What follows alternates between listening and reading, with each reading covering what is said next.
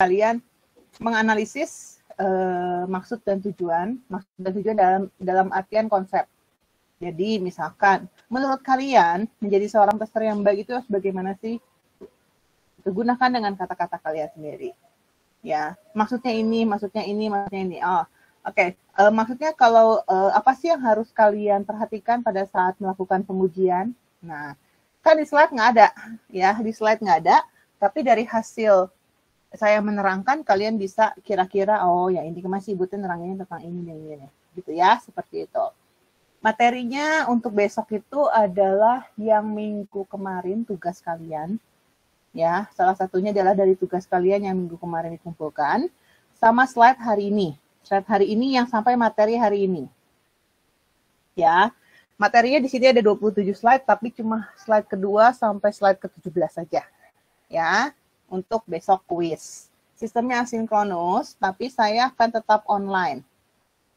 Kalau kalian perhatikan, di LMS bagian atas announcement, ya, kalau kalian mau sambil ngecek omongan saya, di bagian announcement di atas, pokoknya di LMS saya, ada satu link Google Meet. Ya, ada satu lagi link Google Meet.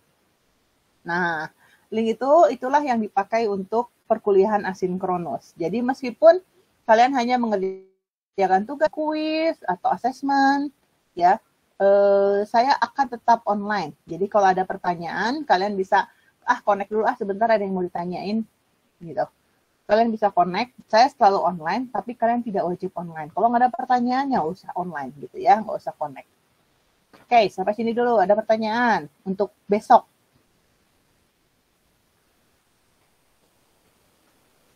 Nggak ada.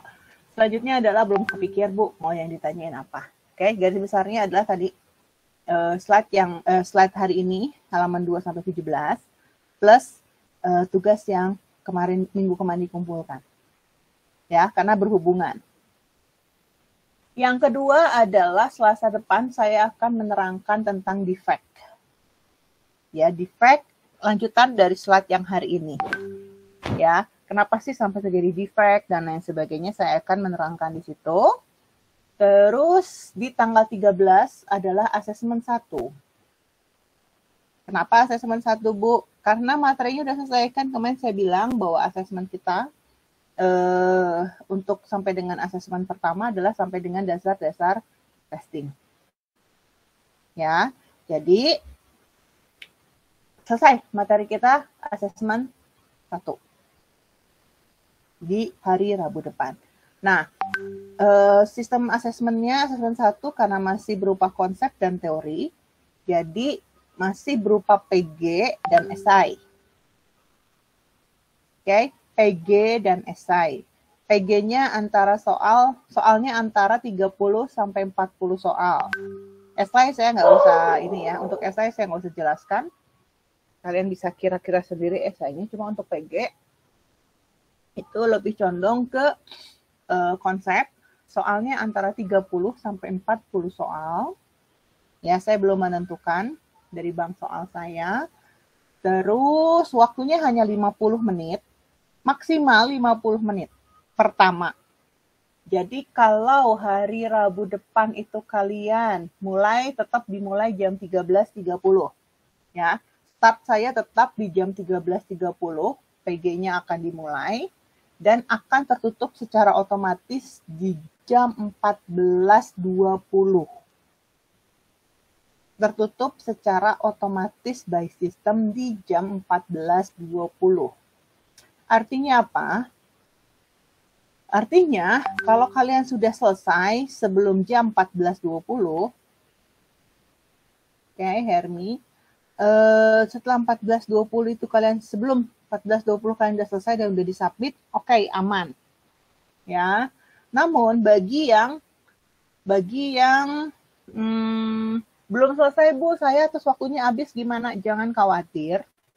Ya, kalau sampai terjadi seperti itu, jawaban-jawaban yang sudah kalian kerjakan itu sudah tersimpan secara otomatis by system. Jadi akan ternilai secara otomatis sampai dengan soal yang sudah kalian jawab. Sisanya belum dijawab ya 0 gitu. Oke, itu sistem yang PG ya. Soal akan keluar dua-dua. Jadi setiap next itu akan keluar 2 soal. Keluar 2 soal, 2 soal, namun tidak bisa di back.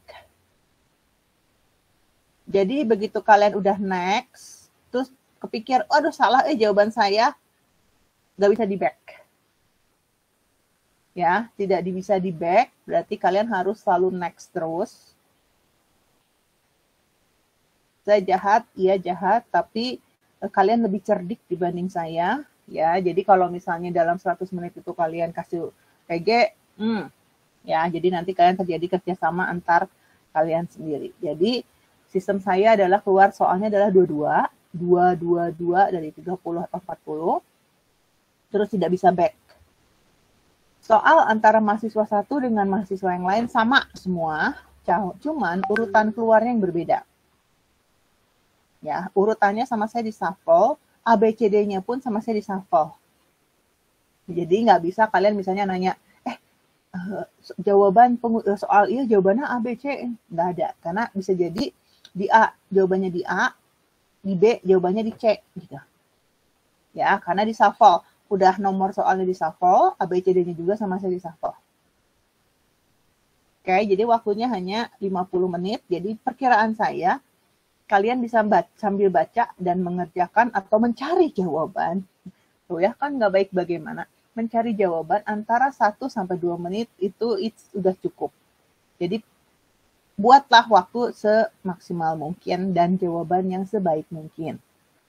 Ya, kalau kalian mau nyontek dan lain sebagainya, itulah kecerdikan kalian. Saya tidak perlu open cam, ya. Jadi pada saat kuis, pada saat asesmen 1, nggak usah kalian, kita nggak usah pakai meet, ya nggak usah join.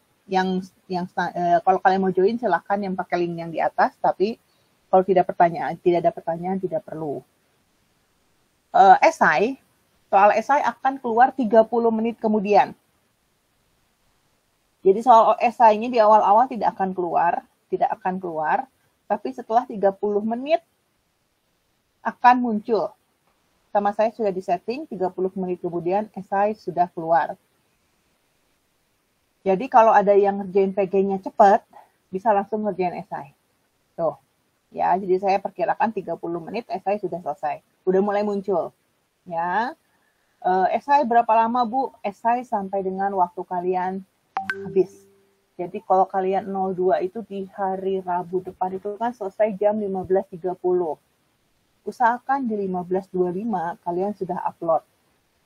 Ya, sudah selesai dan sudah mulai upload untuk menghindari masalah-masalah yang terjadi. Misalkan Ibu nggak bisa upload, kan harus di PDF-in dulu. Jangan lupa di PDF kan. Terus bisa tiba-tiba koneksi internetnya jelek. Nah, itu kan kalian harus antisipasi hal tersebut. Ya, amannya sih kalau buat saya, kalau kalian mau aman, itu kerjainnya di Google Docs. Jadi kalau tiba-tiba laptopnya bermasalah, kalian masih bisa mengerjakan di handphone. Kalau internet di handphone pakai data, kalian masih bisa pakai. Tapi kalian udah besar lah, bisa mengurusin semua itu, mana yang terbaik buat diri kalian. Ada pertanyaan? Saya kasih taunya sekarang supaya kalian bisa prepare. Ada yang mau ditanyakan untuk kuis sama asesmen 1? Bu, mau nanya, Bu. Apa?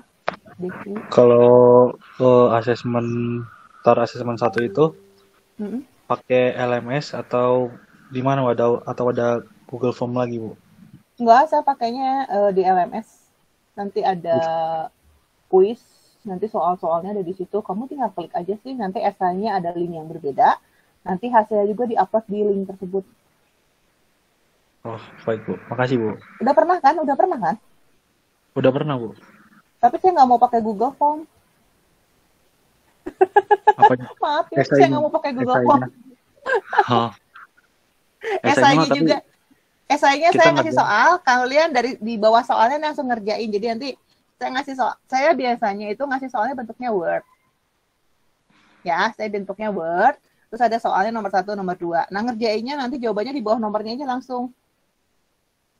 Ngerti nggak? Iya Bu, paham Bu. Ya, nanti pada saat upload, jadikan PDF, baru upload.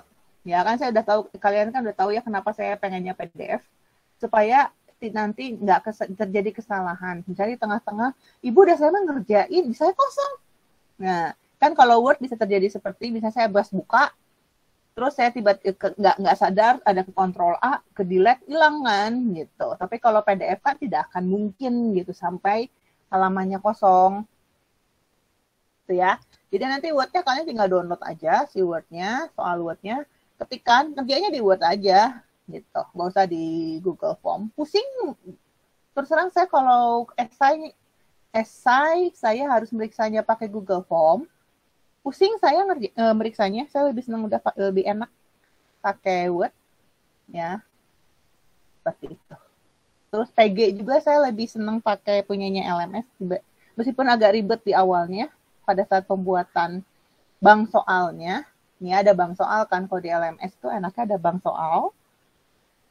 Saya mau pakai tahun depan, tinggal pilih, saya bikin bank soal 100, saya ambil 50 doang. Nanti ini ganti lagi tahun depannya, udah enak. Tapi kalau pakai Google Form, saya harus, editingnya lebih capek dibanding pakai LMS. Buat saya loh ya, nggak tahu dosen yang lain. Ada pertanyaan? Lagi? Apa Putri?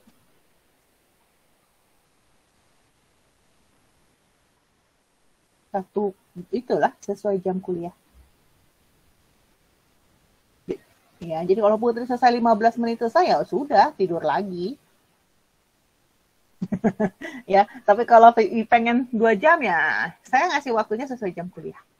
Ya, pengumpulannya sesuai jam kuliah, jadi kalian usahakan yang terbaik lah memberikannya, tapi bukan copy paste ya, tapi tidak copy paste, dan saya tidak perlu banyak-banyak, jawabannya tidak perlu panjang kali lebar, cari intinya. Ada lagi untuk kuis sama asesmen 1 dulu, nanti asesmen 2 beda lagi sebenarnya.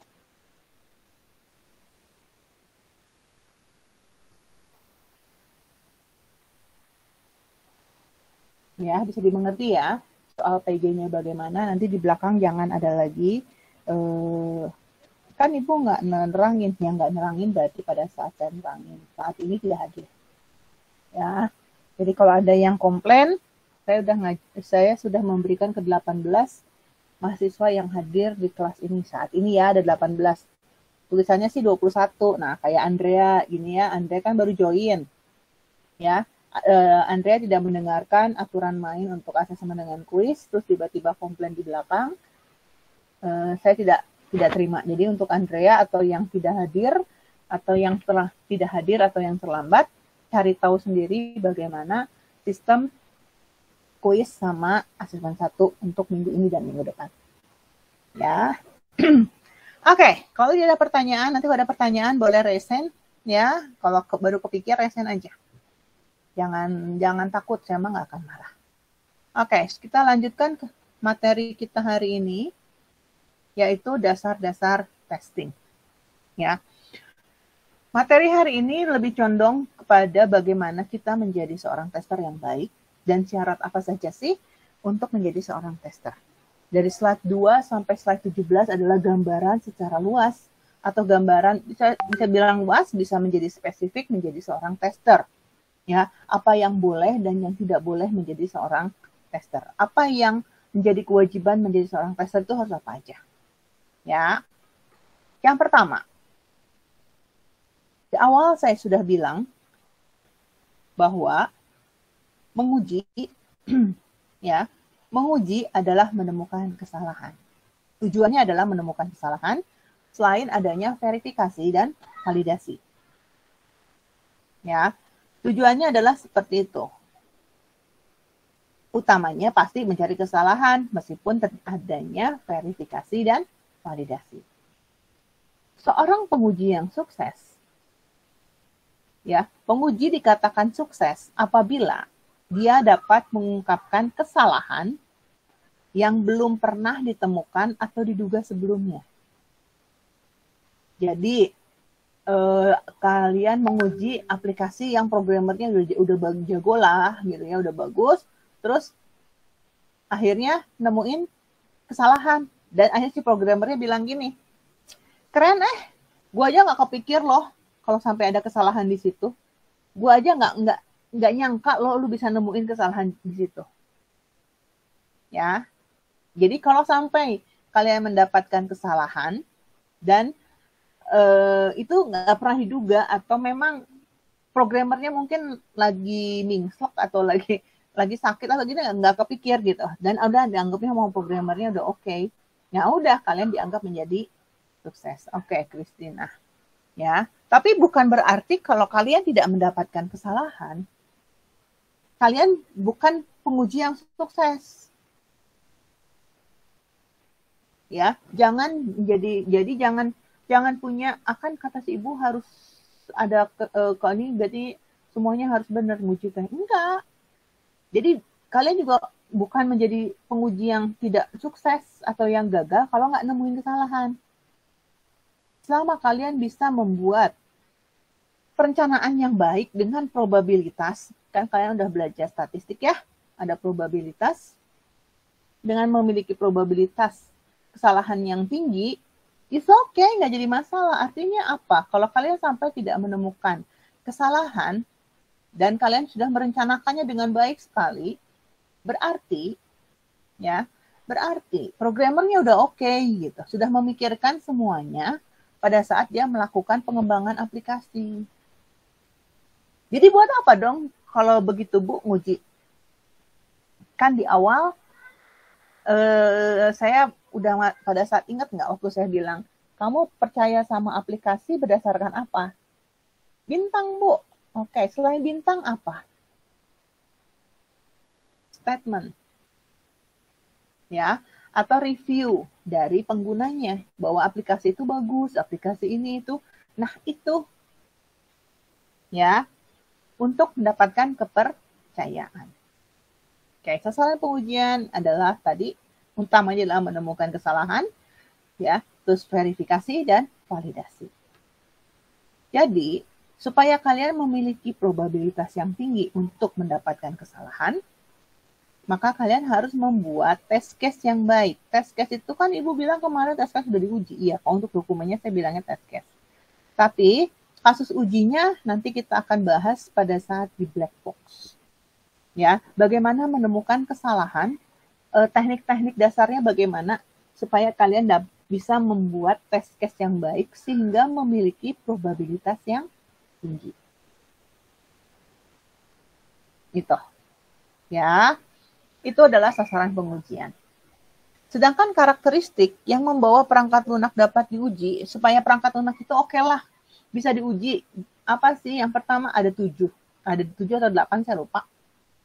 Yang pertama adalah adanya operabilitas. Jadi perangkat lunaknya juga harus operabilitas. Artinya apa? Kalau dia bekerjanya dengan baik dalam artian UI-nya baik, UX-nya baik, maka pada saat kita nguji, kita pun semakin efektif. Contohnya gini, pada saat kalian dapat aplikasi untuk yang diuji, terus baru kalian buka aplikasinya aja, kalian udah enjoy banget dengan aplikasi tersebut. Enak nggak kalian ngujinya? Jelas, pasti enak. Tapi begitu kalian dapat aplikasi, terus buka aplikasi, kesini error, kesini salah, harus kesini dulu. Langkah-langkah itu muter-muter dulu. Udah dijamin kalian pun pada saat ngujinya juga menjadi tidak efektif. Ya, jadi kalau begitu dapat aplikasi kalian udah enjoy, udah enakan, atau misalnya operabilitasnya udah bagus, ya udah semakin cepat kalian ngujinya. Yang kedua adalah observabilitas. What you see, it's what you test. Intinya adalah seperti itu. Jadi kalian menguji apa saja yang ada di hadapan kalian. Jangan menguji yang bukan atau tidak berada di hadapan kalian. Jadi contohnya gini. Dapat nguji tentang A. Ya, tentang aplikasi A, terus Yang kalian lakukan adalah, ini kenapa ya di aplikasi A nggak ada ini? Kenapa ya nggak ada ini? Kenapa nggak ada ini ya? Kenapa ini gini ya? Kenapa itu gini ya? Nggak boleh. Jadi ujilah apapun yang ada di hadapan kalian. Kalau sampai kalian bilang, ini kok nggak ada ininya ya, ini kok gini ya, ini kok gitu ya, kok nggak ada ini ya, oh harus tambahin ini ya, harus tambahin itu ya. Itu nanti kalian masukkanlah di dalam saran. Di bagian saran. Ya, what you see is what you test. Kontrolabilitas, bukan kontra. Kontrolabilitas. Ya, pada saat kita bisa mengontrol aplikasinya, kita udah enak banget mainnya. Mirip-mirip dengan operabilitas. Pada saat kita bisa lah ya mengontrolnya. Jadi udah enak kan, ini mah gampang. Oh ini mah konak ke kanan ke kirinya udah enakan. Oh ini mah nembaknya juga udah enakan. Pada saat kalian melakukan itu, atau pada saat inputnya udah enakan, ya semakin banyak yang bisa diuji. Kalian udah enak dengan otomatis si jempol ini fitness. Atau mouse bergerak tangan kanan kalian untuk ngeklik mouse-nya udah enak. Kenapa? Karena kontrolabilitasnya sudah baik. Artinya apa? Kalau kita sudah melakukan kontrolabilitasnya sudah baik, maka semakin optimal juga dan semakin efisien juga kalian melakukan pengujian. Ya. Ini yang ketiga. Yang keempat adalah dekomposabilitas. Pada saat kalian melakukan pengujian, kalian buatlah menjadi beberapa bagian. Nanti pada saat bikin test plan, saya pun akan membagi dari aplikasi itu apa aja sih yang harus diuji. Ya, kayak di slide sebelumnya adalah misalkan fungsionalitas. Ya udah, kita ngurusin adalah fungsionalitas. Kita ngurusinnya adalah bisnis cycling-nya, proses bisnisnya. Abis A harus B, abis B harus C. Nggak boleh dari A langsung ke C. Nggak boleh. Misalnya seperti itu. Kita cek, kita kelompokin. Oh, yang saya mau uji adalah database-nya.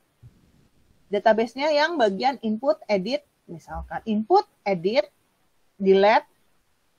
Ya. Kalian lakukan itu gimana? Ya, itulah kelompok database, kelompok fungsional. Ya, kelompok misalnya saya mau urusannya adalah UI. Urusannya dengan UI, UI aja yang kalian urusin. Nggak usah ngurusin input-input. Karena UI misalnya kalian untuk UI tidak ada input-input. Hanya nguji UI saja. Tampilannya saja sudah enak dan lain sebagainya. Kenapa? Jadi kalau sampai terjadi masalah misalnya di database tadi. Input aman. Ya. Edit bisa diedit. Ternyata dihapus nggak bisa. Harusnya bisa dihapus. Kenapa ini nggak bisa dihapus? Langsung kalian urusannya dengan database. Oke, ini saya bagian database. Berarti masalahnya ada di database, berarti saya harus ngebenerinnya adalah di bagian ini. Ya, jadi bisa cepat mengisolasi masalah. Pada saat kalian nguji, misalnya fungsionalitas input, misalnya. Fungsionalitas input ada 5 form. Ya, nah, udah begitu ketahuan di form 3 ada masalah, ya sudah, berarti fungsionalitasnya saja yang kalian cek. Nggak ada urusannya dengan database, misalkan seperti itu. Jadi, pada saat kalian mendapatkan masalah, itu dengan cepat bisa diperbaiki. Ya, dan akhirnya nanti pada saat selesai dengan melakukan dekomposabilitas, kerja kalian menjadi lebih sederhana. Kenapa? Karena sudah dikelompok-kelompokkan. Begitu dia dikelompokkan, saya pokoknya ngerjainnya saya mau uji fungsionalitasnya dulu. Ya udah, kalian kerjakanlah fungsionalitasnya dulu. Ujilah fungsionalitasnya dulu. Selesai, cepat, udah. Udah selesai fungsionalitas, saya mau uji database. Terus, sederhana kan? Otak kita pun lebih mudah untuk memindah-mindahkannya. Sekarang kebayang nggak? Kalau kalian dapat tugas, nih. Ya. Dapat tugas. PAM ada tugas. Oke. Terus, misalnya matematika diskrit tugas lagi. Terus ngoding Unity tugas lagi, ada 3 tugas, adalah minimal kamu ada 3 tugas. Dan deadline-nya sama semua. Harinya sama, jamnya sama. Oke, apa yang kalian lakukan? Pasti kalian melakukan dekomposabilitas dulu. Oh, ini saya mau ngerjain ini dulu ah. Saya ngerjain ini. Nih. Jadi kalau ada sesuatu, ada masalah, kalian nggak pusing. Tapi kalau ada mahasiswa nih, ya saya nggak tahu, mudah-mudahan nggak ada di kelas ini, ada mahasiswa yang tidak melakukan dekomposabilitas. Sejam ini ngerjain PAM, sejam kemudian ngerjain Unity, sejam kemudian ngerjain diskrit, matematika diskrit, nanti sejam kemudian balik lagi ke PAM. Oke, dijamin nggak akan selesai dengan lebih cepat. Oke, ya seperti itu. Contohnya antara dekomposabilitas dan kesederhanaan. Selanjutnya adalah stabilitas. Ya, jadi karakteristik stabilitas dari aplikasi pun sangat mempengaruhi proses pengujian. Di sini keterangannya adalah semakin sedikit perubahan, semakin sedikit pula gangguan dalam pengujian. Artinya apa?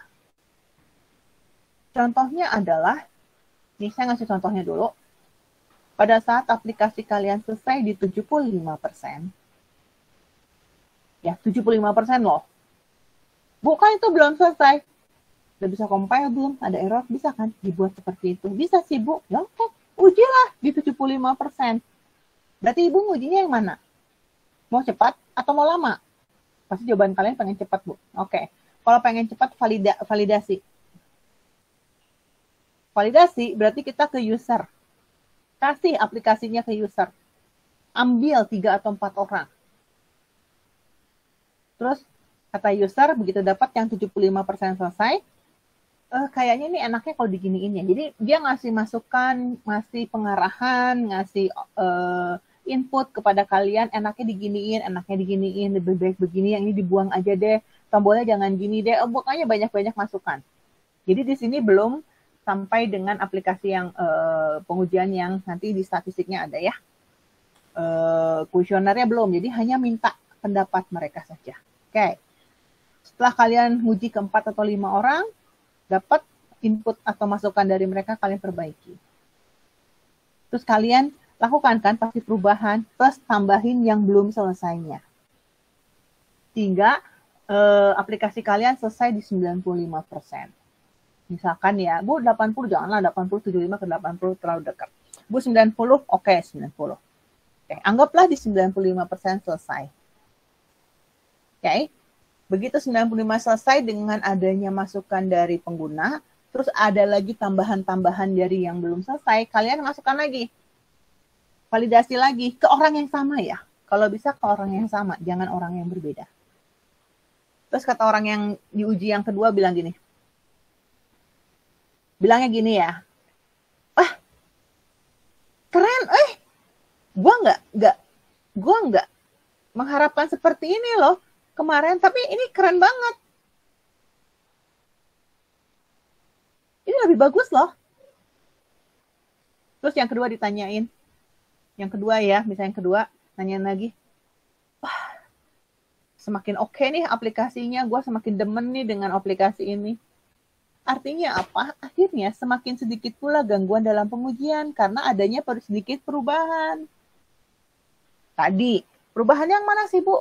Perubahan adalah dari 75 ke 95 adalah yang pertama. Tadi inputan dari 75% pengguna. Terus tambahin dengan tambah-tambahan yang emang belum selesai dimasukin. Terus pengguna atau pada saat divalidasi, mereka jawabannya kayak begitu. Gimana rasanya? Nggak sia-sia usaha gue.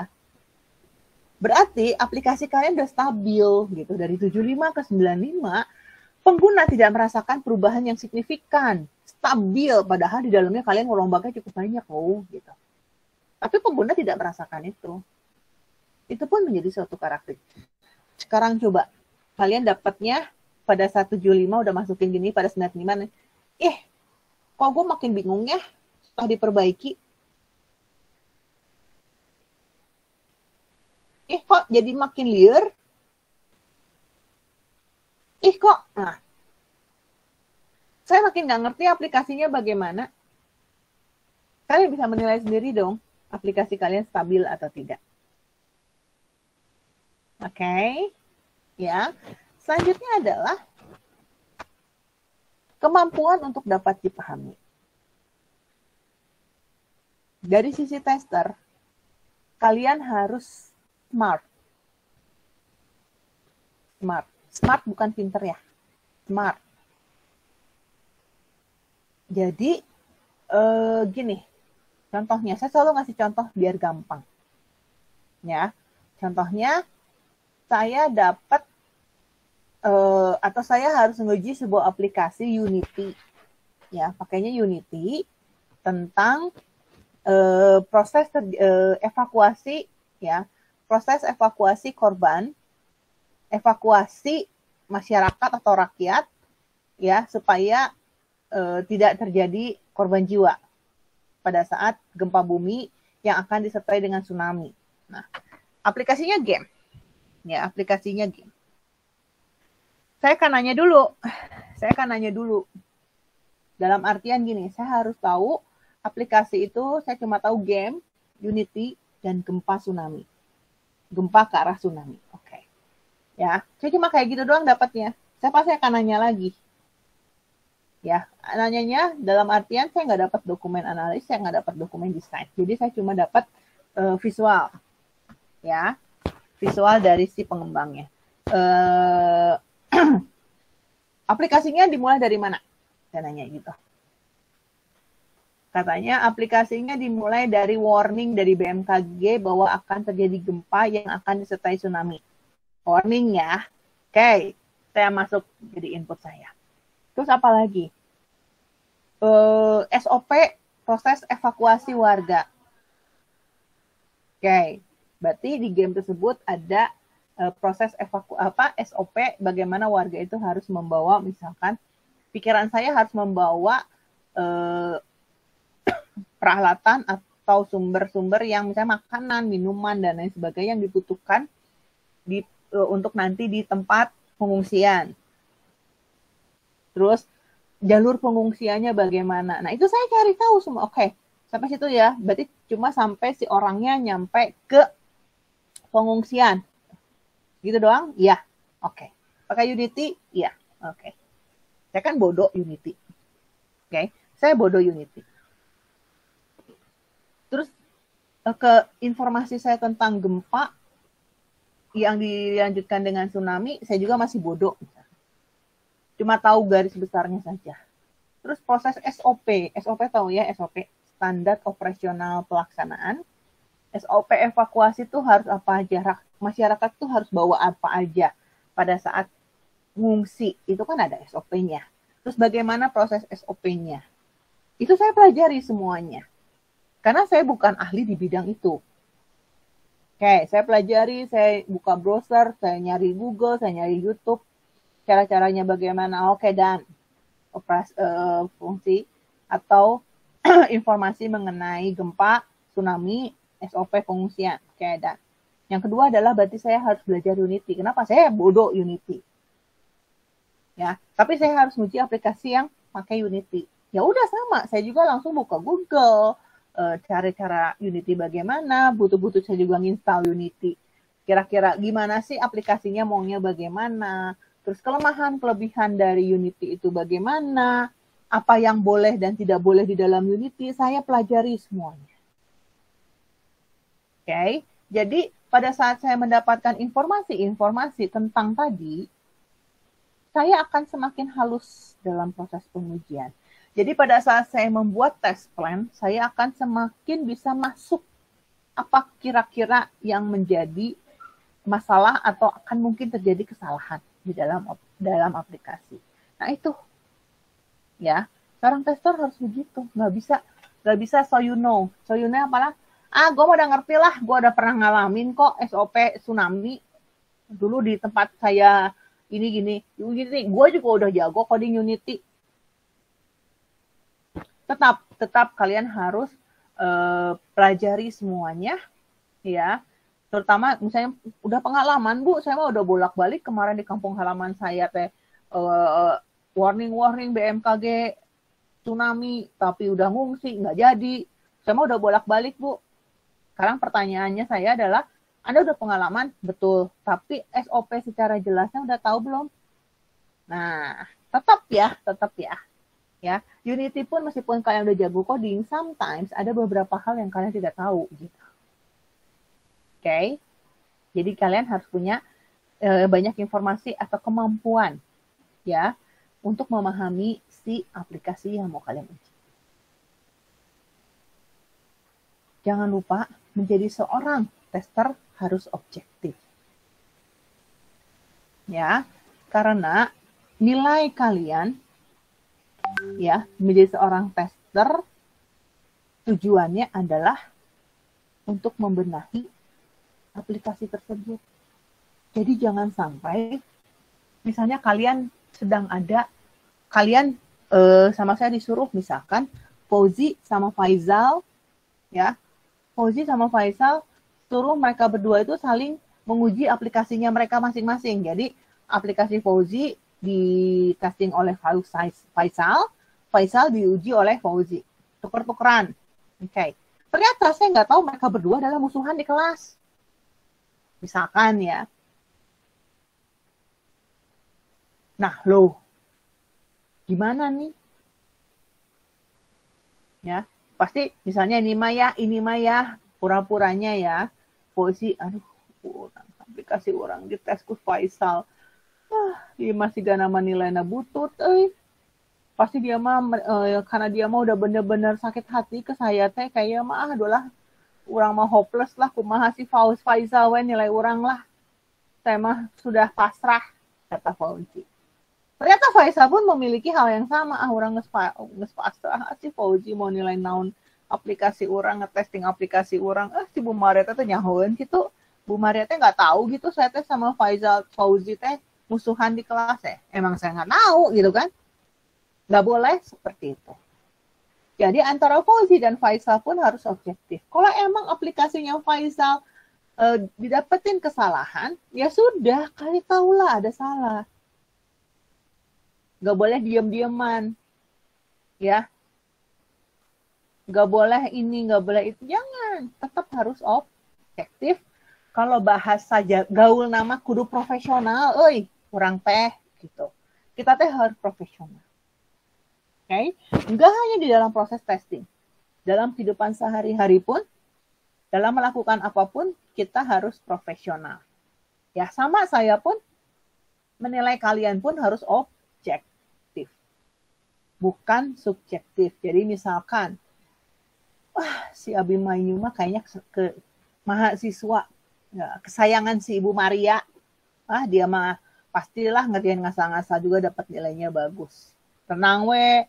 Terus ya Abimanyu mah biasalah ke si Ibu Maria misalnya suka ngasih upeti supaya nilainya bagus. Misalnya ya seperti itu. Aditya juga si Ibu Maria mah gampang lah upeti we tiap minggu misalnya. Ke rumahnya, ngirim sesuatu ke rumahnya. Misalkan seperti itu ya, pasti nilai saya bagus. Oh no way ya, tidak ada seperti itu saya.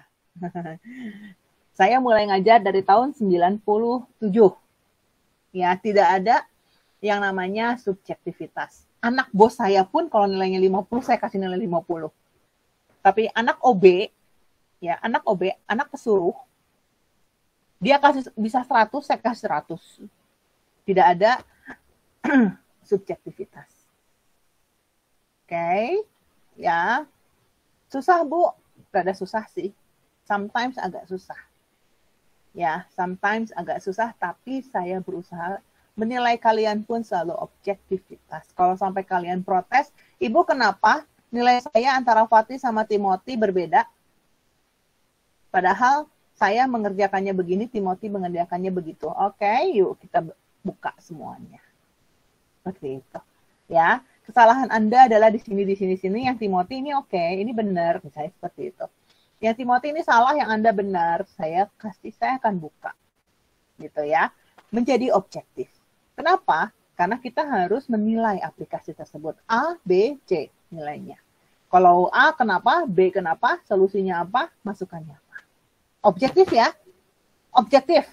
Jangan pernah subjektif. Belajar tidak menjadi seorang yang subjektif. Nah, supaya objektivitas itu, buat apa sih objektivitas? Tadi meningkatkan kepercayaan. Ya, jadi akhirnya misalnya kejadian Fauzi sama Faisal itu, mereka berdua-duanya meskipun musuhan, tapi ternyata pas nge-testing aplikasinya masing-masing, ya tugasnya masing-masing, mereka objektif. Akhirnya Fauzi, ternyata si Faisal begitu, ternyata orangnya oke juga ya, nggak seperti yang gue sangka. Ternyata Faisal pun menilai Fauzi yang berbeda. Ternyata oh. Terus supaya objektivitas, kita bisa mencegah terulangnya error yang pernah terjadi. Jadi jangan sampai error yang ada itu diulang lagi. Ya, jadi kalau misalnya tadi Fauzi, antep kenulah, ya error, ada salah. Saya nggak ngasih tahu si Faisal, nggak boleh. Jadi tetap harus memberi tahu. Terus membantu untuk mendeteksi error secara dini. Nah, ini ada hubungannya dengan si bugs kemarin yang kalian kerjakan masing-masing. Nanti saya di belakang ada lagi. Juga mencari error, kelemahan, dan keterbatasan sistem. Ya, ini tujuannya. Gitu. Mencari sejauh apa kemampuan dari sistem. Dengan kalian semakin objektif dalam menilai sesuatu atau menguji apapun, kalian akan tahu, aplikasi ini tuh cuma segini doang toh. Aplikasi ini tuh ternyata bisa sampai sejauh ini ya, keren banget gal. Gitu, keren banget nih aplikasinya, keren. Gua nggak nyangka loh sampai bisa seperti itu. Misalnya akhirnya pendapatnya adalah seperti itu. Ternyata aplikasi yang dibuat Fauzi itu hanya sampai A sampai G doang dari Z. Ya sudah, mau diapain? Gitu kan, karena emang sistemnya emang mampuannya cuma segitu. Nggak boleh kalian si Fauzi mah balik yang sistem teh nanya cuma sampai G, kan harus sampai Z. Ini kenapa sampai G? Jelek aplikasinya, gimana sih, nggak selesai? Nggak boleh seperti itu. Jadi tetap nanti di belakangnya tinggal ngasih masukan, bukannya apa nih ya, bahasa biasanya, bahasa manusianya gitu, bukan di dokumen ya. Aplikasi Anda sudah sampai sejauh ini sudah baik, namun alangkah lebih baiknya jika ada fungsionalitas tambahan seperti bla bla bla bla bla, supaya pengguna merasakan bla bla bla bla itu boleh menjadi seorang tester, memberikan masukan, memberikan saran, ya, supaya aplikasinya menjadi lebih baik. Ya, meskipun kadang-kadang itu bukan ranahnya bagi seorang tester, itu ranahnya di bagian desain. Ya, tapi tester memberikan masukan tidak jadi masalah. Terus, kalian juga dengan adanya objektivitas, informasi dan kualitas aplikasi yang kalian uji pun akan semakin bagus. Gitu. Ya, kayak gini deh. Waktu di awal-awal ya, pertemuan kedua, kalau nggak salah. Ya, pertemuan kedua saya nanya, kalau kalian install di Play Store, ya di Play Store, apa yang kalian lihat? Bintang, Bu? Iya, oke. Tapi kalau bintangnya ternyata review di bawahnya, this programming is F, gitu kan? Jadi pertanyaan kan, kualitas softwarenya bagaimana? Dia ngasih bintang, tapi isinya sumpah serapah. Apa ya itu? Karena objektivitasnya tidak berjalan. Oke, jadi diingat ya, seorang tester itu harus objektif. Nggak boleh subjektif. Setelah kita tahu bahwa objektivitas testing itu sangat penting, maka ini, tim testing punya misi yang harus kalian ingat juga. Testing kan berupa tim, bisa sendirian. Yang pertama adalah adanya kegagalan, meminimalkan kegagalan proyek. Nah, kegagalan proyek ini berhubungan dengan yang namanya bugs. Bugs yang tugas kalian kemarin cari informasinya mengenai bugs dan bugs life cycle. Kenapa sampai adanya bugs life cycle? Analoginya adalah seperti ini. Oke, di rumah kalian, nih ya, ada kecoa, ada telur kecoa. Berarti di rumah kalian ada bugs, ada serangga. Oke? Ya, ada telurnya dulu nih di rumah kalian udah tahu, ya aduh ada telur kecoa, antepin aja lah karunya, misalnya seperti itu. Diantepin lah sama kalian si telur kecoa tersebut. Terus akhirnya telur itu netas, terus kalian antepin, kasihan juga, masih bayi-bayi. Masa-masa gua bunuh, nanti ekosistemnya hancur dong. Aduh, sampai belajar itu ekosistemnya. Oke. Dah, antepin aja sampai kalah sama kalian teh si kecoa itu di dapur. Akhirnya kecoa itu besar, terbang-terbanglah di rumah kalian. Apa yang terjadi? Susah nggak kalian membasmi si kecoa yang banyak itu? Karena kan telurnya nggak akan mungkin satu si kecoa tersebut. Anak yang netas juga nggak akan mungkin satu. Pasti banyak. Pada saat dia sudah jalan-jalan di rumah kalian, terbang-terbang sama kalian, tidak apa-apain, terus kalian, geluhnya, jijik ngelihatnya, sama kalian mulai dibasmi. Lebih susah mana membasminya pada saat si kecoa itu masih berupa telur atau sudah besar? Sama. Pada saat kalian melakukan testing, kalian berusaha pada saat si bugs-nya itu masih kecil, kalian sudah dapat kesalahannya sehingga bugs itu tidak menjadi besar. Ya, jangan kumaha engke, gimana nantilah, begitu ada bugs, nanti aja lah, gue lagi sibuk, nantilah gue nggak mood benerinnya, nggak, jangan langsung dibenerin ya, gitu.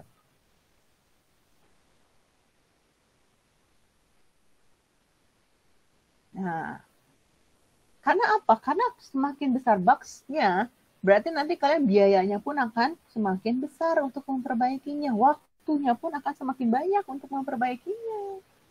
Sama kan kata di analoginya dengan telur kecoa, membasmi telur kecoa sama membasmi kecoa yang sudah terbang-terbang.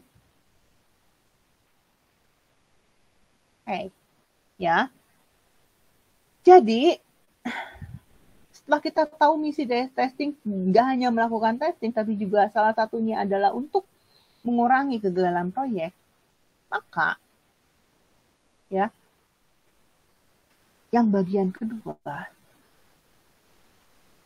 setelah tahu bahwa adanya masalah di dalam aplikasi, dia bisa membuat keputusan yang terbaik untuk proyek tersebut. Oke. Yang terakhir adalah misi dari testing yang harus selalu kalian ingat. Pertama, tester tidak melakukan pembenahan atau pembedahan kode. Kedua, tidak mempermalukan atau melakukan komplain pada suatu individu tim, tapi hanya menginformasikan. Jadi gini, ya. Tadi antara, siapa tadi teh? Kok yang satu hilang? Fatih sama Fauzi ya tadi ya. Ya, Fatih sama Fauzi. Posisinya berubah di saya. Jadi, karena Fauzi jago coding nih ya. Jadi dia udah pinter banget coding. Terus ke Fatih gini, mana aplikasi lo? Source code-nya mana? Gue benerin lah. Gitu aja lu mah nggak bener. Nggak boleh ya. Di testing nggak boleh ya. Yang boleh dilakukan di testing adalah Fauzi bilang ke Fatih bahwa, Fatih, ada masalah di logika di bagian ini yang salah penempatannya. Gitu ya, hanya salah penempatan, bukan ngasih jawaban source code-nya, enggak ya. Coba deh ini diperbaikinya cuma benerin gini doang. Udah selesai seperti itu. Bukan mengambil alih codingannya Fatih tuh sama Fauzi diperbaiki, nggak boleh. Jadi hanya memberikan informasi. Yang kedua, nggak boleh mempermalukan atau melakukan komplain pada satu individu atau tim.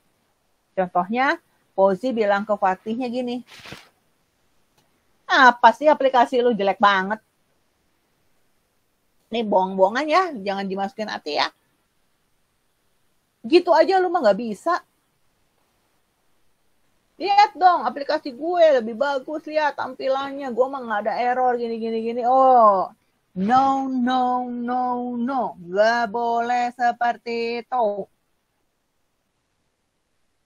Ya, tapi dia hanya boleh menginformasikan saja bahwa aplikasi Anda ada baiknya diperbaiki, tampilannya menjadi seperti ini supaya bla bla bla sesuai dengan validasi dan lain sebagainya. Divalidasi, saya sudah menanyakan gini. Ya, sorry. Ya, jadi nggak boleh kalian namanya ngejudge seorang tester. Terus, kita tahu bahwa tester adalah individu yang memberikan hasil pengukuran dan kualitas produk. Jadi nanti, meskipun tugas kalian hanya memberikan, nilainya A, B, C, D, E, F. Ya, tapi kalian bisa memberikan informasi, memberikan saran, dan lain sebagainya. Ya, tujuannya adalah seperti itu. Ini yang asik di psikologi testing. Kita tahu bahwa seorang programmer, dia tipe yang konstruktif. Dia yang membangun, dia yang mengembangkan, membuat. Ya, jadi dia adalah tipe yang konstruktif. Sedangkan kita yang menjadi seorang tester, dia tipe yang destruktif, menghancurkan. Gimana caranya aplikasi lu hancur, gimana caranya aplikasi lu gue dapetin kesalahan, itu dilakukan secara segala macam cara. Jadi si pengembang atau si programmer gak boleh sakit hati kalau sampai aplikasinya hancur. Aplikasinya hancur itu bukan codingannya hancur loh ya, gak boleh codingannya hancur. Tapi menghancurkan aplikasi. Jadi misalnya udah diinstal, kalian gimana caranya tiba-tiba not responding, tiba-tiba black screen, tiba-tiba blue screen, tiba-tiba sign out, tiba-tiba keluar, tiba-tiba banyak banget. Nah itu tujuannya. Makanya menyenangkan jadi seorang tester. Karena menghancurkannya untuk mendapatkan kesalahan, ya. Tapi ya bukan menghancurkan dalam artian negatif ya.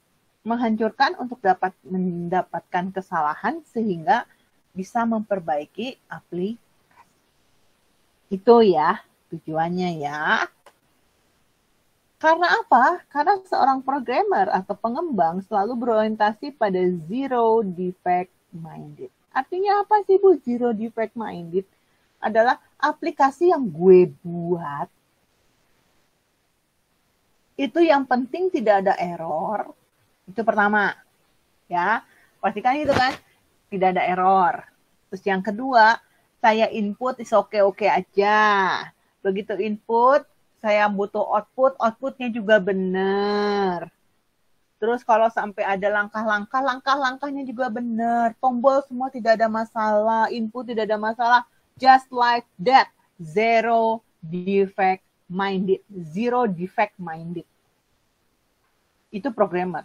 Sedangkan seorang tester punya keinginan dasar gimana caranya ya membuktikan kode yang kalian buat, apapun yang kalian buat dengan minded yang zero defect minded ini oleh si tester harus dibuat menjadi gagal.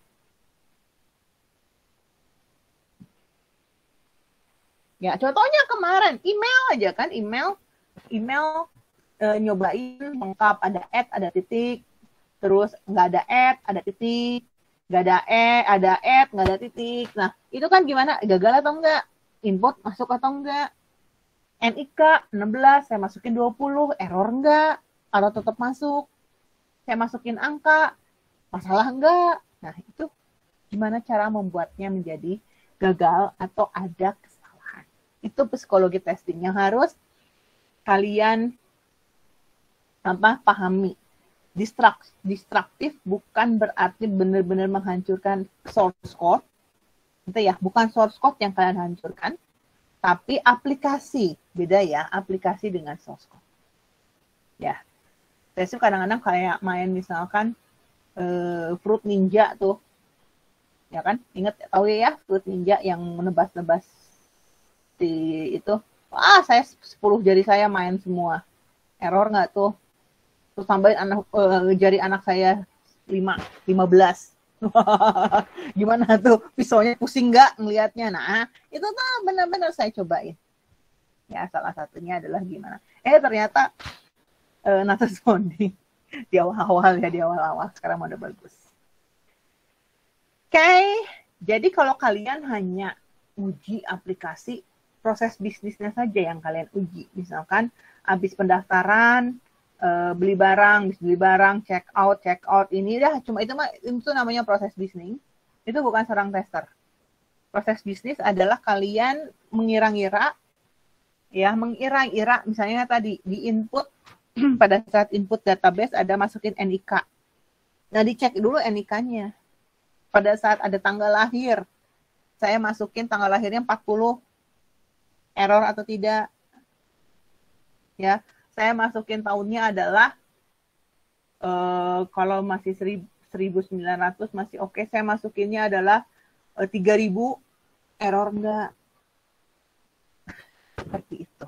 Ya, bukan langkah-langkah abis A ke B, abis B ke C, itu oke, nggak jadi masalah. Itu mah di awal. Itu mah tugasnya sih di awal kita mainnya di subsistem ya, pengujian subsistem. Ya.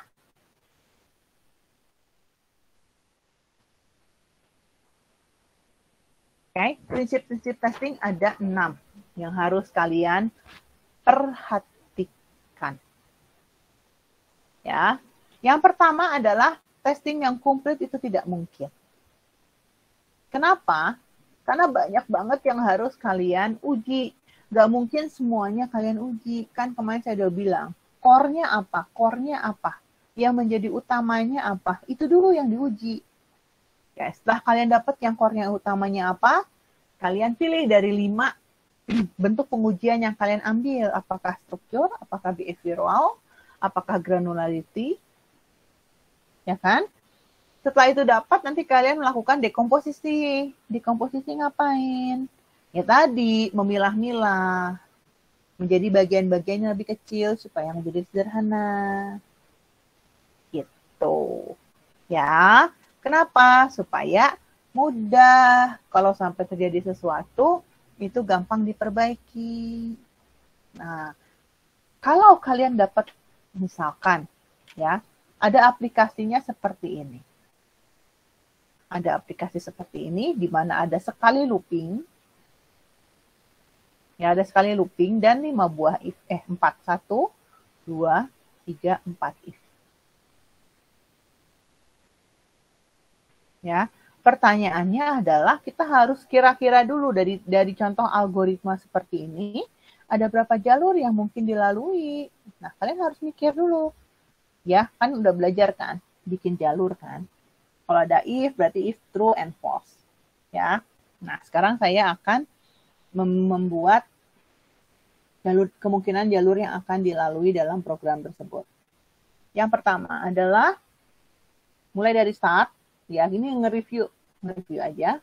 Ada start, ya, ikutin jalur saya yang warna merah. Begitu nyampe X, sebenarnya dia looping dulu sekali. Atau bisa jadi keluar, atau looping lagi, keluar. Jalur yang pertama. Jalur yang kedua yang mana? Jalur yang kedua adalah, Jalur yang kedua adalah yang ini. Ikutin jalur saya, A, B, ke kanan, ke D, ke kanan lagi, terus ya, kelihatan ya.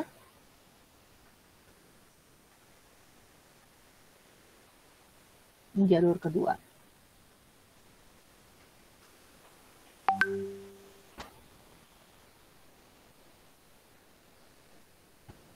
Jalur ketiga.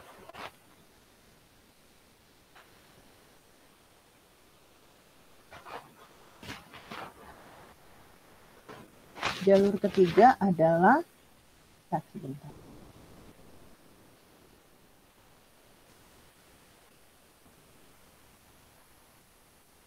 Jalur yang ketiga adalah yang warna hijau.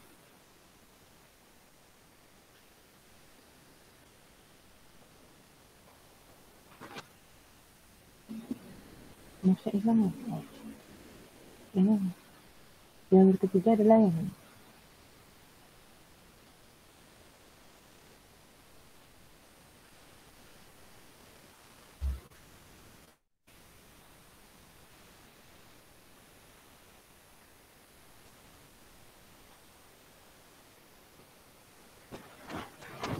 Oke, terus jalur keempat.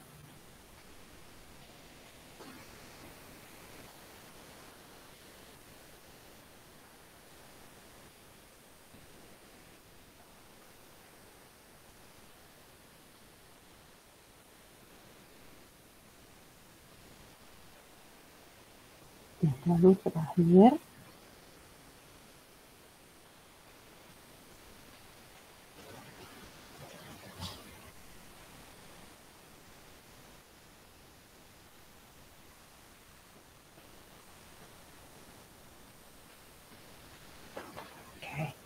Ada 5 jalur, ada 5 kemungkinan yang bisa kita tes. Pertanyaannya adalah, apakah semuanya perlu dites? Apakah 5-5-nya tadi yang ada berwarna-warni ini semuanya harus dites? Tidak perlu. Kalian ambillah satu jalur, minimal 60%. Kalau ini 5, berarti kalian ambillah 3, ya, supaya lebih aman kan. Jangan pas 50%, lebih lah, ya. Ambillah 3 jalur. 3 jalurnya yang mana, Bu? Bebas.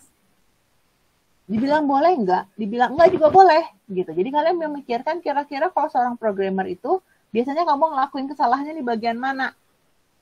Saya biasanya melakukannya, pertama adalah looping akan saya uji, karena akan dipakai terus-menerus. Ya, jadi harus saya uji.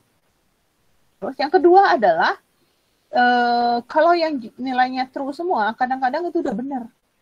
Karena programmer selalu bikinnya yang true itu yang benar gitu kan. Yang true itu adalah sesuatu yang oke gitu. Jadi buat apa saya uji, dan itu pasti hasilnya benar gitu. Yang saya uji adalah antara yang dari E ke G, E ke H. Ini adalah true, misalnya ini true ke false, ini adalah false true. Ya. Salah ini diuji sama saya. Yang terakhir adalah yang false semua. Kenapa, Bu, yang false semua diuji? Yang ini boleh salah satu. Ya. Ini boleh salah satu. Bagian ini yang false sama saya diuji.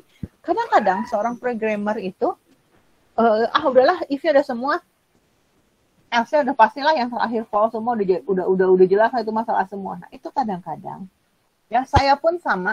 Karena saya pun melakukan hal yang sama. Kadang-kadang pada saat saya ya, ke kiri ini kan biasanya false, ya, ikut mouse pointer saya, terus saya ke G yang sebelah kiri, ini kadang-kadang bagian sini tuh salah, karena kita sudah punya minded bahwa itu udah salah, udah jelas lah, udah false, udah pasti gitu. Tapi seorang tester berbeda, memiliki pengertian, punyai hal yang berbeda, ya. Jadi kalau ada 5, berarti kalian ya 3 lah diuji. Bu, kalau ada 4 gimana, Bu? Ya 3 lah, jangan 2 gitu, ambil. Bu, kagok 1 lagi semuanya boleh? Ya boleh aja kalau kalian punya waktu, punya tenaga. Ya, jadi saya bilang bahwa nguji yang komplit itu nggak mungkin. Sekarang kebayang, ini baru 1 looping, 4 if.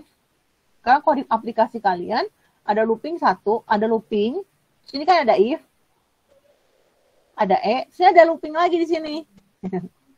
Ada looping, bawahnya ada if lagi. Nangis ya ngujinya. Kemarin ada mahasiswa saya yang di RPLA bikin aplikasi sampai jalurnya tuh sekitar, dia bikin aplikasi sendiri, cuma aplikasinya cuma 25 baris, cuma 25 baris. Tapi kemungkinan jalur tesnya yang dia dapat sampai 25 ya, ada 25 yang seperti ini. Wah, Ibu, ya, ngujinya gimana itu, Bu? Ya, semangat, Nak. Semangat, Nak, untuk nguji. Ya, nggak ambil jalur yang kira-kira terbaik. Oke, jadi saya bilang bahwa menguji yang kompleks itu sulit dilakukan. Testing adalah pekerjaan yang kreatif dan sulit. Karena Ya, karena pada saat kalian melakukan testing, kreatif dalam artian apa? Kreatif bahwa kalian harus mikirin, kalau ini diginiin kayak kemarin kan kalian pertama nggak kepikirkan masukin NIK ada huruf, ada spesial karakter, ya, gabungan dari semuanya, kurang, lebih, ya. Jadi kalian harus memikirkan, ya, memikirkannya, kreatif, ya, kreatif. Terus kalian juga memiliki pengetahuan bisnis yang cukup dalam artian tadi, saya bodoh di dalam Unity, saya nggak bisa apa-apa tentang Unity, tapi saya harus nguji Unity dan hubungannya dengan game gempa bumi. Nah, jadi saya harus belajar pengetahuan bisnis tentang itu, gitu.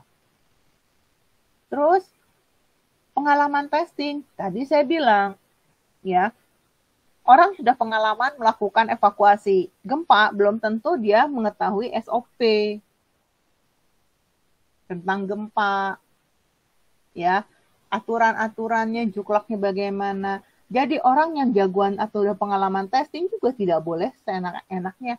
Gue udah mastah ya, gue udah godlike di dalam testing, jadi gue nggak butuh lagi test plan, gue mau udah tinggal lihat aplikasi aja udah tahu yang salah di mana. Gak juga, bahwa apapun ya seorang tester, meskipun dia sudah pengalaman, tetap dia akan balik lagi ke dalam metodologi testing, cuma bedanya lebih cepat aja gitu, memperkirakan kreativitasnya lebih cepat dibanding kita yang masih cupu gitu ya. Semua tetap harus balik ke dalam metodologi. Terus alasan penting testing adalah untuk mencegah terjadinya error, jelas. Ya, dari awal kan kita melakukan testing supaya di tengah-tengah tidak menjadi error.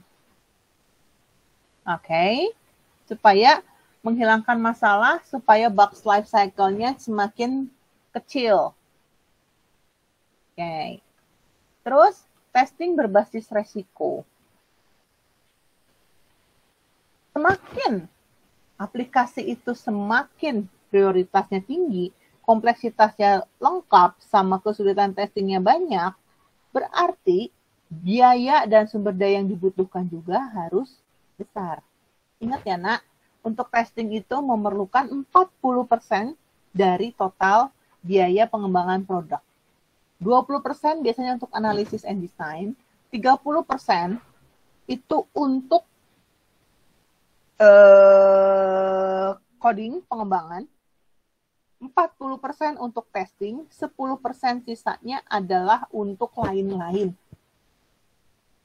pada saat buat testing. Jadi kalian bisa pikirkan itu besar sekali biayanya testing itu.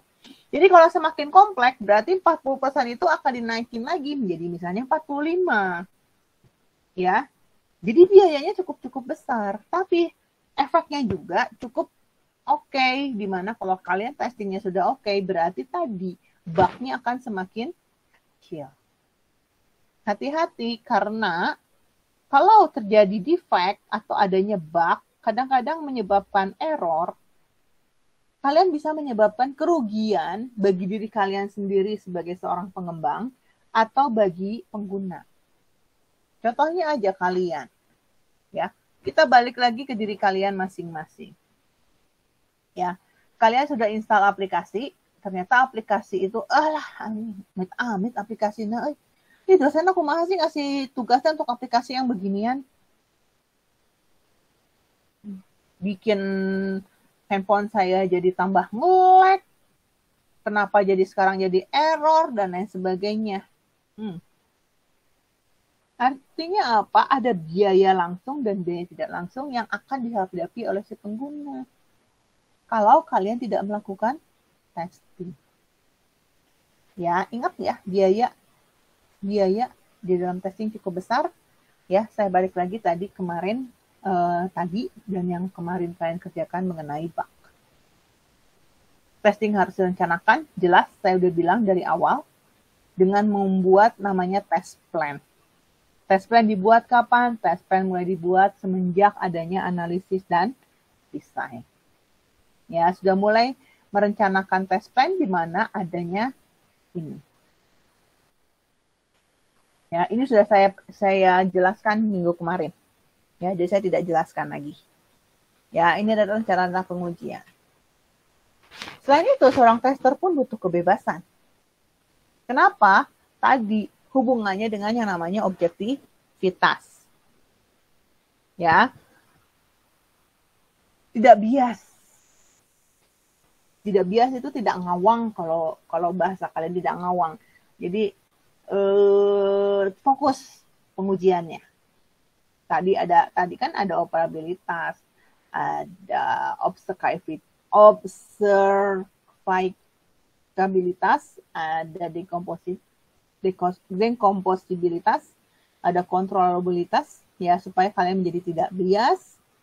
Terus kalau bisa dari awal pun saya bilang bahwa tester adalah yang independen.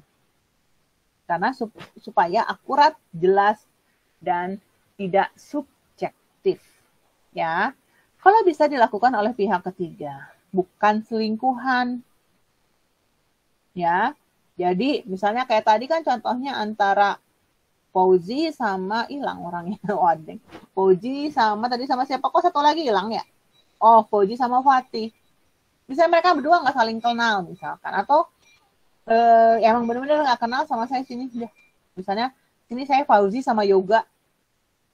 Ya, Yoga 01 misalkan. Kalian nggak kenal, tapi aplikasi kalian saling sama saya ditukerin. Nah, ya, dan saya tidak mencantumkan nama siapa pembuat aplikasinya. Nggak ada saya kasih ke Yoga punyanya Fauzi. Fauzi pun nggak tahu kalau itu aplikasinya Yoga. Pasti akan lebih objektif. Dan Fauzi pun dengan enaknya jawabannya.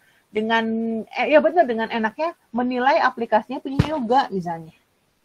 Oh, aplikasinya kurang ini, oh aplikasinya ada kesalahan di sini. Lebih enak mengungkapkannya dibanding tahu aplikasi itu yang buat siapa dan lain sebagainya. Ya. Sehingga 6 prinsip testing bisa kalian jalankan dengan baik. Ya. Sampai sini ada pertanyaan. Jadi kalau kita lihat dari awal, saya jelasin lebih condongnya adalah prinsip-prinsip dari seorang tester. Ya, bagaimana seorang tester itu harus menilai aplikasi, menguji aplikasi itu harus bagaimana. Ada pertanyaan?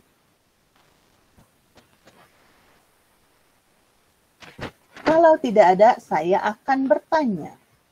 Kan? Kan? Sebutkan. Satu orang satu ya. Di sini ada 19 orang. Okay. Satu orang satu menyebutkan, siapa cepat atau siapa yang tahu silakan. Okay, saya tidak akan menunjuk. Kalau yang nggak jawab kan berarti salah sendiri gitu ya. Nggak tahu itu benar atau salah. Jangan takut ya, jangan takut menjawab. Kesimpulannya tadi kan saya urusannya adalah dengan tester. Jadi seorang tester yang baik itu harus bagaimana? Prinsip seorang tester itu harus bagaimana? Pertanyaannya. Sebutkan 10 hal yang harus atau yang perlu dimiliki atau diantisipasi atau yang harus diingat oleh seorang tester. 1.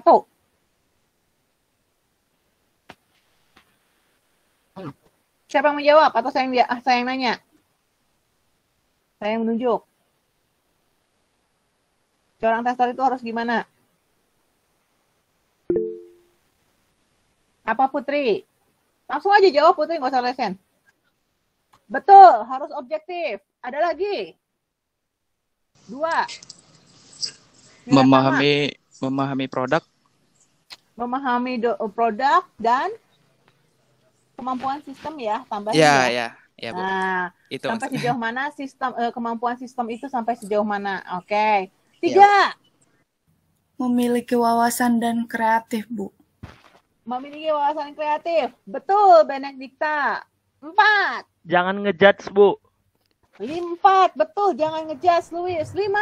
Multitasking, Bu. Multitasking. Iya. Maksudnya? Multitasking dalam ini, Bu, ngetes software, Bu.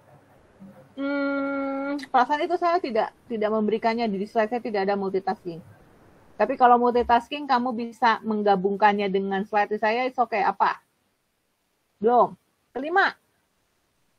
Ardelia. Memiliki wawasan dan mampu menganalisa dengan baik, Bu. Memiliki wawasan tadi hampir mirip dengan Benedikta ya jawabannya ya. Kreatif dan memiliki wawasan. Udah menjadi satu kesatuan tadi. Lagi, masih 5. Masih belum. Terbuka, Bu. Tester harus terbuka terhadap kritik dan saran. Sama, bukan tester. Pengembang. Kebalik. Pengembang yang harus menerima kritik dan saran dari tester. 6. Belum pas. 6. Ada 20 sebenarnya kalau kalian dapat. Surang tetes itu harus bagaimana sih? Lihat slide-nya, kalau yang ada download, pasti dapat jawabannya. 6. Mempunyai kebebasan dalam Betul. Kebebasan atau independen. Betul, Ahmad Faizal. Apalagi? 7. Saya cuma minta 10. Sebenarnya banyak. Tadi ada beberapa yang bisa digabung-gabungkan atau menjadi anaknya itu sama saya dianggapnya jadi satu ya. 7. Aktif berpendapat, Bu. Boleh. Tapi kurang, bukan aktif berpendapat ya Fauzi, tapi bisa memberikan solusi atau informasi mengenai kesalahan. Gitu ya. Ya itu, Bu. 7. 8.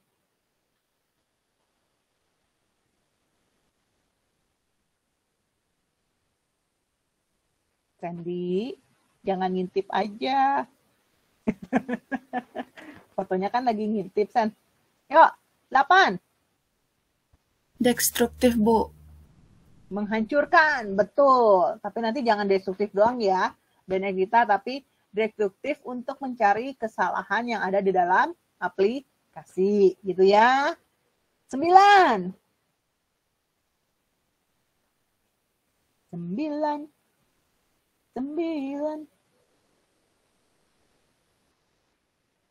Betul, testing harus direncanakan. Good job. 1 lagi. Memiliki pengalaman testing, Bu. Betul, memiliki pengalaman testing, Christina. Terus apa lagi? Selalu memiliki apa? Kembali ke dalam mengetahui metodologi pengujian. Ya. Oke, banyak hal yang bisa kalian berikan. Ya, tadi ada 10. Ya, mudah-mudahan nanti kalian masih ingat kalau ada di kuis atau assessment hal tersebut. Ya, jadi bisa menjawabnya. Sebenarnya tadi nggak 10, saya bisa mendapatkan 15 sampai 20. Ya, karena dari 4 kelas ada yang sama, ada yang berbeda. Ya, tapi kalau tadi ada yang mirip tadi memiliki kemampuan informatif atau harus pintar. Nah, itu bisa digabungkan ya, jangan dipisah-pisahkan ya. Kalian udah kuliah loh, bukan anak SD. Gitu ya. Jadi yang mirip-mirip menjadi satu kesatuan. Oke. Terima kasih atas kebersamaan kita hari ini. Ya.